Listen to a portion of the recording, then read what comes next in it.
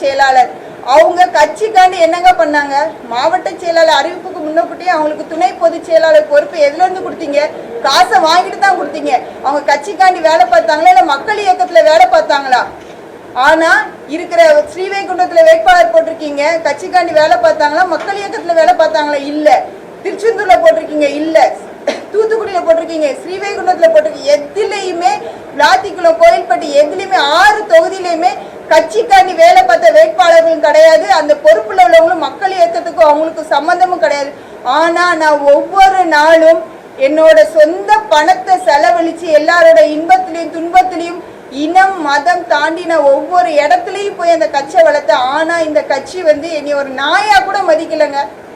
ஒரு நாய் கூட வாசல நீ 10 தடவை நின்னா ஒரு தடவை சாப்பாடு போங்கன்னா அந்த அளவுக்கு ஒரு பொதுச் செயலாளர் பாக்குறதுக்கு நான் அந்த அளவுக்கு நான் என் கூட இருக்கிற ஒவ்வொரு தோழர்களுக்கு தெரியுங்க. நான் அந்த அளவுக்கு அவரை போய் டெய்லி பார்க்கணும். அட்லீஸ்ட் நான் அவர்கிட்ட சொல்லியிருக்கேன், அவங்க 2 பொண்ணுல நானும் ஒரு பொண்ணு அப்படின்னு நினைச்சு எனக்கு ஒரு அங்கீகாரம் கொடுங்க. அந்த அளவுக்கு நான் அவரை கேட்டிருக்கேன்.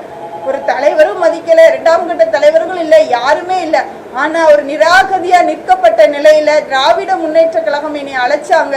நான் அந்த கட்சியோட என்னை இணைச்சு கொண்டு நான் என்னோட மக்கள் பணி பணத்திற்காக இல்லை, நான் திரும்பவும் சொல்றேன், என்னோட மக்கள் பணி கஷ்டப்பட்ட என்னைக்கு அவசரம்னு கூப்பிடுற அந்த மக்கள் பணி நான் செய்யணும் அப்படின்னா எனக்கு ஒரு அங்கீகாரம் இல்லாம செய்ய முடியாது. என்னோட இனத்துக்கான அங்கீகாரத்தையும் இந்த திராவிட முன்னேற்ற கழகம் தரும்னு சொல்லியிருக்காங்க.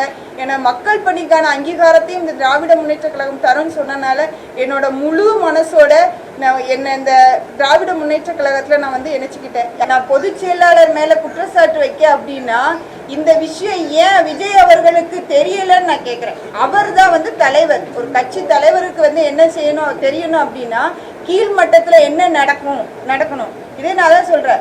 ஐயா கலைஞர் அவர்கள் 90 வயசுலயும் ஒரு மாவட்டத்துல ஒரு பிரச்சனை அப்படின்னா அவங்க கூப்பிட்டு இப்போ மாவட்டத்துல என்ன பிரச்சனைப்பா, இது பிரச்சனைப்பா, நீ இது தப்பு பண்ணிருக்க, அதனால உனக்கு இப்படி இருக்கு அப்படின்னு. அப்ப தலைவர் அவர்கள் தான் அதை முடிவு பண்ணணுமே தவிர ஒரு கட்சியை பொதுச் செயலாளர் அது முடிவு பண்ண முடியாது. இப்ப சீட்டு காசை வாங்கிட்டு குடிக்கீங்க, அது யாருக்கு போகுது? ஏன் தெரிய மாட்டுக்கா? ஒரு தலைவரா இருக்கிறவருக்கு நாட்டு நடப்பு தெரிஞ்சாதானங்க அரசியல் பண்ண முடியும். நாட்டு நடப்புல நாட்டுல விடுங்க, கட்சிக்குள்ள என்ன நடக்குன்னு தெரிய மாட்டேங்க. அப்ப எப்படி நாட்டு நடப்பை பத்தி பேச முடியும்? அவரால் நாட்டுக்கு என்ன செய்ய முடியும்? கட்சியில சாதாரண ஒரு அடிமட்டத்துல இருக்கிற அப்படி நாட்டு இந்த அளவுக்கு பிரபலியமா இருக்கிறனால இவ்வளவு பேருக்கு தெரியல. என் பிரச்சனையை கேட்டிருக்கீங்க. சாதாரணவங்க வெளியே வர முடியுமா நினைக்கீங்க? என்னைய மாதிரி எத்தனை பேர் இருக்கிறாங்க வேலை பார்த்துட்டு. டாக்டர் ஸ்ரீவர்மா ஆயுள் தரும் ஆயுர்வேதா அறுவை சிகிச்சை இல்லா குணம் ஆயுள் கால நிவாரணம். Express courier private limited domestic international cargo உங்கள் இல்லம் தேடி வந்து கொரியர் புக்கிங் டெலிவரி செய்து தரப்படும்.